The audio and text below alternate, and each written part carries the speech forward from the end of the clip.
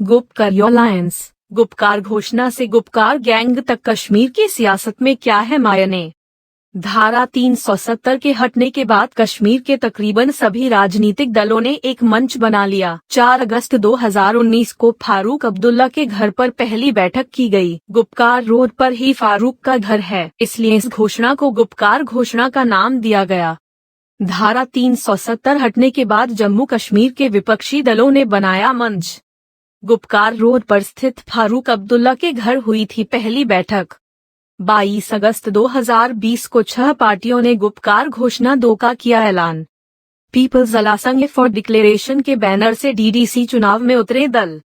5 अगस्त 2019 को केंद्र की मोदी सरकार ने जम्मू कश्मीर से धारा 370 को हटा दिया था। 370 हटने के बाद कश्मीर के सभी राजनीतिक दलों के नेता एक साथ हो गए थे। केंद्र सरकार के इस कदम का विरोध हुआ। 370 हटने से ठीक एक दिन पहले 4 अगस्त 2019 को श्रीनगर के गुपकार रोड पर स्थित फारूक अब्दुल्ला के घर पर बैठक हुई। यहीं से कश्मीर की सियासत में गुपकार ने आकार लेना शुरू किया। 1 साल पहले गुपकार रोड पर हुई पहली बैठक। गुपकार रोड पर फारूक के आवास पर हुई बैठक की वजह से इसका नाम गुपकार घोषणा पड़ा। केंद्र सरकार ने ज्यादातर नेताओं को नजरबंद किया था ताकि कश्मीर में माहौल खराब ना हो सके। जैसे ही नेताओं की रिहाई होने लगी तो फिर से सियासी बैठकों का सिलसिला शुरू हो गया। इस साल अगस्त माह में फिर से बैठक हुई। इस बैठक में पीडीपी चीफ महबूबा मुफ्ती को छोड़कर तकरीबन सभी नेता मौजूद रहे। इसमें नेताओं ने फिर से 370 की बहाली को लेकर आवाज उठानी शुरू कर दी। उसके बाद जब महबूबा रिहा हुई तो फारूक और उमर अब्दुल्ला उनके घर पहुंच गए और अगली बैठक के लिए बुलाया गया। जम्मू कश्मीर के विशेष दर्जे की बहाली की मांग।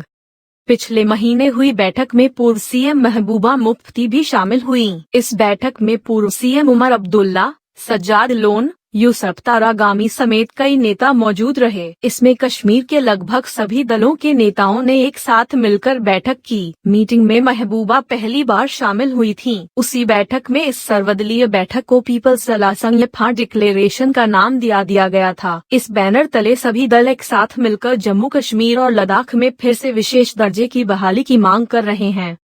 370 की बहाली के लिए बना गुपकार अलायंस।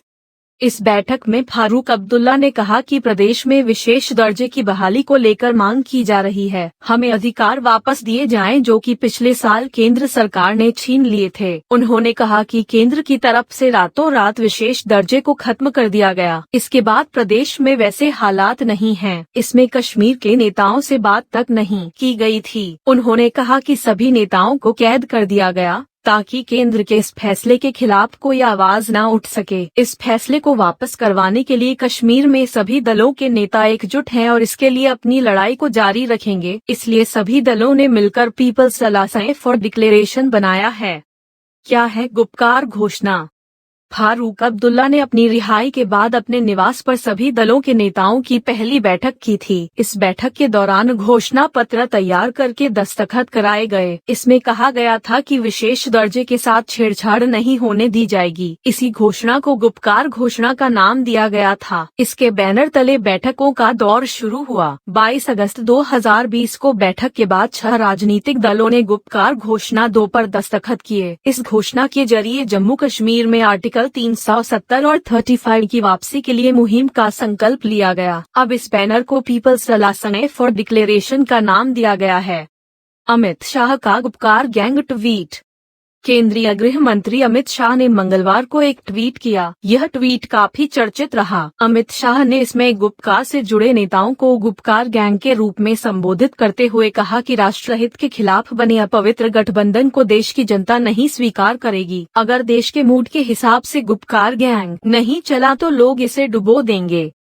जम्मू में बैठक करने के बाद चुनाव लड़ने का फैसला।